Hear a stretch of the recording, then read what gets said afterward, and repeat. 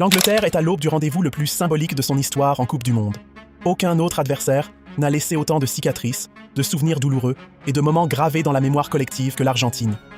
Ce n'est pas simplement une demi-finale, c'est un affrontement chargé de décennies de revanche, d'émotions et de destin. Et cette fois, le scénario réserve un dernier défi à l'Angleterre. Faire face à Lionel Messi, probablement pour la dernière Coupe du Monde de son immense carrière. Mercredi, à Atlanta, une place en finale attend le vainqueur. Pour les Anglais, l'occasion est historique. Ils n'ont plus atteint la finale mondiale depuis leur unique sacre en 1966. Pourtant, croire que la mission sera simple serait une énorme erreur. Depuis le début du tournoi, toutes les routes semblent mener vers cette confrontation.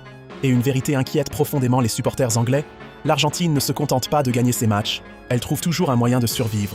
À plusieurs reprises, les champions du monde en titre ont semblé proches de l'élimination. Mais au moment où tout paraît perdu, un homme change le cours de l'histoire, Lionel Messi. Le capitaine argentin réalise une compétition exceptionnelle. Déjà auteur de 8 réalisations dans ce mondial, il compte désormais 21 buts en Coupe du Monde, un total jamais atteint auparavant. Plus impressionnant encore, il a trouvé le chemin des filets lors de 9 rencontres consécutives dans la compétition. Ce genre de statistiques dépasse la simple performance. Elles construisent une légende. L'Argentine n'a pourtant jamais écrasé ses adversaires. Elle a souffert à chaque tour. Elle a dû disputer une prolongation pour venir à bout du Cap-Vert. Menée de 2 buts face à l'Égypte en 8e de finale, elle a renversé la rencontre dans les derniers instants. Puis, contre une Suisse réduite à 10, il a fallu attendre la 112e minute et une frappe exceptionnelle de Julián Álvarez pour arracher la qualification. À chaque obstacle, l'Albiceleste semblait au bord du précipice. À chaque fois, elle est revenue. C'est précisément ce qui fait la force des grandes équipes, leur capacité à survivre lorsque tout semble perdu. Et c'est sans doute ce qui doit le plus inquiéter l'Angleterre. Mais au-delà du football, cette demi-finale possède une dimension unique. Angleterre contre Argentine est bien plus qu'un simple match. C'est une rivalité qui traverse les générations. Elle débute avec le Mondial 1966, atteint son apogée en 1986 avec le quart de finale de Mexico et les 2 actions les plus célèbres de Diego Maradona, la main de Dieu, puis le but du siècle, inscrit à quelques minutes d'intervalle. Depuis leur dernier duel en Coupe du Monde, en 2002, les 2 sélections ne se sont plus retrouvées sur la scène mondiale. 24 ans plus tard, le destin les réunit de nouveau, avec une qualification pour la finale en jeu. Impossible d'imaginer un scénario plus spectaculaire légendaire, car tous les jeunes joueurs des 2 équipes ont grandi en regardant ces images devenues immortelles. Tout commence au stade Azteca à Mexico, lors du quart de finale de la Coupe du Monde 1986. Tout bascule le 22 juin 1986 au stade Azteca de Mexico. En quart de finale de la Coupe du Monde, Diego Maradona ouvre le score en trompant Peter Shilton d'un geste interdit, que les arbitres ne remarquent pas.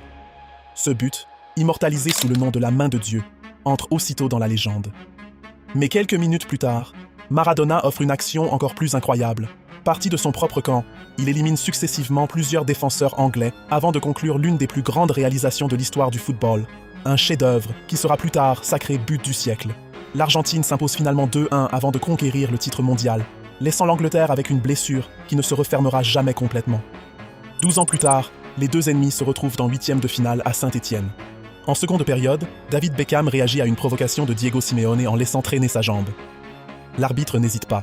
Carton rouge. Réduit à 10 pendant plus d'1 heure, les Anglais résistent héroïquement avant de céder lors de la séance de tir au but. Beckham devient alors l'homme le plus critiqué du pays. 4 ans plus tard, au Japon, l'histoire lui offre une occasion de se racheter. Face à cette même Argentine, il transforme un pénalty avec sang-froid et offre une victoire 1-0 à l'Angleterre. Ce succès élimine les Argentins dès la phase de groupe et permet à Beckham d'effacer, au moins en partie, les cicatrices de 1998. Voilà pourquoi cette affiche possède une saveur unique. Chaque confrontation ajoute un nouveau chapitre à une rivalité qui dépasse largement le simple cadre du football. Mais comment ces 2 sélections sont-elles arrivées jusqu'à cette demi-finale de la Coupe du Monde 2026 ? L'Angleterre a terminé en tête du groupe L, sans toujours convaincre dans le jeu. Les Three Lions ont parfaitement lancé leur campagne grâce à une victoire spectaculaire 4-2 contre la Croatie, portée par un doublé de Harry Kane, ainsi que des réalisations de Jude Bellingham et Marcus Rashford. Le 2e match s'est révélé beaucoup plus compliqué. Face au Ghana, les Anglais ont livré une prestation décevante, conclue sur un triste 0-0. Un résultat qui a poussé Thomas Tuchel à réclamer une réaction immédiate de son équipe. Ses joueurs ont répondu présent lors de la dernière journée en dominant le Panama 2-0 pour assurer la première place du groupe. À partir des matchs à élimination directe, chaque rencontre est devenue une véritable bataille. En 16e de finale, face à la République démocratique du Congo à Atlanta, l'Angleterre est menée au score pendant une grande partie de la rencontre. Il faut finalement 2 buts tardifs de Harry Kane pour renverser la situation à Mexico. Jude Bellingham fait basculer le match en inscrivant 2 buts en seulement quelques minutes. Harry Kane ajoute ensuite un penalty. Malgré l'expulsion de Jarell Quansah, les Anglais résistent jusqu'au bout pour l'emporter 3-2. En quart de finale, la Norvège pousse encore davantage cette équipe dans ses retranchements. Andreas Schjelderup ouvre rapidement le score, mais Jude Bellingham égalise juste avant la mi-temps. En prolongation, le milieu madrilène signe un doublé décisif et envoie l'Angleterre dans le dernier carré en éliminant Erling Haaland et les Norvégiens. C'est sans doute la plus grande qualité de cette sélection anglaise. Même lorsqu'elle souffre, même lorsqu'elle est dominée ou réduite à 10 joueurs, elle finit presque toujours par trouver les ressources pour s'imposer. Harry Kane réalise une Coupe du Monde exceptionnelle. Avec 6 buts inscrits, il est désormais le meilleur buteur anglais de l'histoire du mondial, dépassant Gary Lineker. À ses côtés, Jude Bellingham rayonne. Auteur de 4 réalisations, dont 2 doublés successifs contre le Mexique puis la Norvège, il rejoint un cercle extrêmement fermé. Aucun joueur n'avait inscrit au moins 2 buts lors de 2 matchs consécutifs à élimination directe d'une même Coupe du Monde depuis Diego Maradona en 1986. Lorsque Kane et Bellingham évoluent à leur meilleur niveau, l'Angleterre n'a pas besoin de maîtriser toute une rencontre. Quelques instants de génie suffisent souvent à faire basculer le destin. Le parcours de l'Argentine, lui, raconte une toute autre histoire. Les champions du monde ont parfaitement négocié la phase de groupe en remportant leurs 3 rencontres. À partir de la phase à élimination directe, chaque match de l'Argentine a ressemblé à une véritable épreuve de survie. En 16e de finale, le Cap-Vert, révélation inattendue de cette Coupe du Monde, a poussé les champions du monde jusque dans leur dernier retranchement.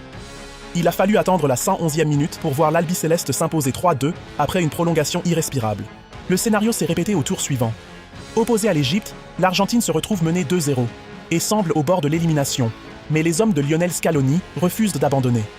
Cristian Romero réduit l'écart, Lionel Messi remet les 2 équipes à égalité, puis Enzo Fernandez surgit dans le temps additionnel pour offrir une victoire renversante, une nouvelle fois sur le score de 3-2. En quart de finale, la Suisse est tout près de créer l'exploit. Le score reste bloqué à 1-1 jusque dans les derniers instants de la prolongation. Pour la première fois depuis longtemps, Lionel Messi ne parvient pas à trouver le chemin des filets.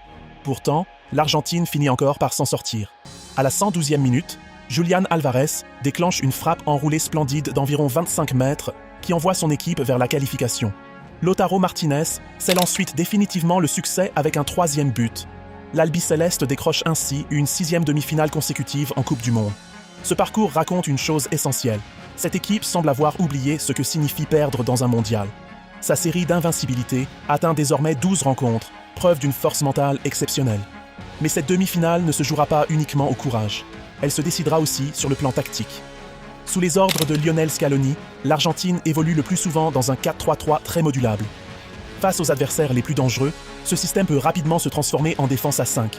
Au cœur du jeu, Enzo Fernandez, Alexis McAllister et Rodrigo de Paul dictent le rythme de la rencontre, tandis que Lionel Messi bénéficie d'une liberté totale pour décrocher, organiser les attaques et apparaître là où personne ne l'attend. L'Albi-Céleste n'est pas une équipe qui cherche à étouffer ses adversaires par un pressing incessant. Elle préfère contrôler le tempo, accepter de subir par moments, puis attendre l'instant parfait où une inspiration de Messi ou un coup de pied arrêté fera basculer la rencontre. C'est le football d'une équipe qui maîtrise parfaitement les matchs à élimination directe. Toute la question est donc la suivante. Comment arrêter Lionel Messi? Declan Rice et les milieux anglais devront faire un choix délicat. Devraient-ils suivre Messi partout lorsqu'il décroche entre les lignes, au risque de désorganiser leur bloc défensif, ou rester fidèles à leur structure et faire confiance à leur arrière-garde? Car avec Messi, une seule seconde d'inattention peut suffire. Le moindre espace lui permet de délivrer cette passe décisive capable de mettre fin au rêve d'un adversaire. Cette dépendance constitue cependant le principal point faible de l'Argentine. Si l'Angleterre parvient à enfermer son capitaine, comme la Suisse a failli le faire, la production offensive argentine devient beaucoup moins dangereuse. Durant cette phase finale, une immense partie des actions décisives est née de son génie. C'est à la fois la plus grande arme de l'Albi-Céleste et son plus grand risque. Heureusement pour les Argentins, le talent ne manque pas autour de leur numéro 10. Rodrigo de Paul multiplie les efforts dans l'ombre, tandis que Julián Álvarez et Lautaro Martinez représentent 2 menaces permanentes en attaque. Tous deux ont d'ailleurs répondu présent face à la Suisse lorsque Messi est resté muet. En défense, Cristian Romero et Lisandro Martinez forment une charnière aussi agressive qu'expérimentée. Et derrière eux se dresse Emiliano Martinez, sans doute l'un des gardiens les plus redoutables des grandes compétitions, particulièrement lorsqu'une séance de tir au but décide du vainqueur. Les Anglais espèrent éviter ce scénario. En face, Thomas Tuchel dispose lui aussi d'un effectif extrêmement talentueux. Son organisation favorite repose sur un 4-2-3-1, avec Declan Rice comme véritable chef d'orchestre devant la défense, épaulé par l'infatigable Elliot Anderson. Plus haut sur le terrain, Jude Bellingham évolue en numéro 10 libre, juste derrière Harry Kane, prêt à faire parler sa puissance et son sens du but. Sur les côtés, L'Angleterre peut compter sur la vitesse de ses ailiers et sur les qualités techniques de Bukayo Saka pour déséquilibrer n'importe quelle défense. Au centre, Harry Kane ne se limite pas à son rôle de finisseur. Il décroche régulièrement pour participer à la construction du jeu avant de surgir dans la surface au moment décisif, où son efficacité fait souvent la différence. Mais la véritable interrogation concerne la patience des Anglais. Car l'Argentine n'a aucun problème à laisser le ballon à son adversaire. Les hommes de Lionel Scaloni préfèrent défendre avec un bloc compact, attendre l'erreur et partir en contre-attaque, généralement guidés par l'inspiration de Lionel Messi. C'est là que cette demi-finale devient un véritable affrontement d'échecs. Les deux équipes ont déjà prouvé qu'elles savaient gagner dans la souffrance. L'Angleterre s'est sortie de plusieurs situations compliquées, tandis que l'Argentine a transformé les matchs les plus difficiles en nouvelles démonstrations de résilience. Mais au-delà de la tactique, l'aspect mental pourrait peser énormément. Sur le papier, les Three Lions disposent d'un effectif plus profond et de joueurs globalement plus frais. L'Albi-Céleste, elle, a déjà disputé 3 prolongations depuis le début de la phase à élimination directe. Lionel Messi, à 39 ans, accumule un temps de jeu considérable, et cette fatigue pourrait devenir un facteur important sous la chaleur d'Atlanta. Pourtant, il existe un avantage que les statistiques ne peuvent mesurer, le poids de l'histoire. Chaque fois que ces deux nations se retrouvent en Coupe du Monde, l'Argentine semble convaincue que le destin finira par lui sourire. Cette confiance, forgée au fil des décennies, représente une arme psychologique redoutable. Dans un contexte pareil, le premier but pourrait bien décider du sort de la rencontre. Si l'Argentine ouvre le score, elle pourra renforcer encore davantage son organisation défensive, attendre les espaces et exploiter les contres menés par Messi. Un exercice dans lequel elle excelle. A l'inverse, si l'Angleterre prend l'avantage, les champions du monde seront contraints de sortir de leur zone de confort. Ils devront attaquer davantage, prendre plus de risques et offrir des espaces que les Anglais pourront exploiter. Avec une équipe physiquement plus fraîche, les hommes de Thomas Tuchel pourraient alors faire la différence dans les dernières minutes. Enfin, un dernier élément résume parfaitement les forces en présence. La répartition des buts. Côté argentin, une immense partie de la menace offensive passe directement par Lionel Messi, véritable cœur du jeu et principal artisan des succès de son équipe. Jusqu'à présent, l'attaque argentine repose avant tout sur un homme. Lionel Messi compte déjà 8 réalisations dans ce mondial et demeure le véritable moteur de son équipe. Les Three Lions présentent un profil bien différent. Harry Kane mène le classement des buteurs anglais avec 6 réalisations, Jude Bellingham en compte 4, tandis que Bukayo Saka, Marcus Rashford et plusieurs autres joueurs ont également trouvé le chemin des filets. Cette diversité offensive rend l'Angleterre beaucoup moins prévisible et pourrait peser lourd dans une rencontre où chaque détail aura son importance.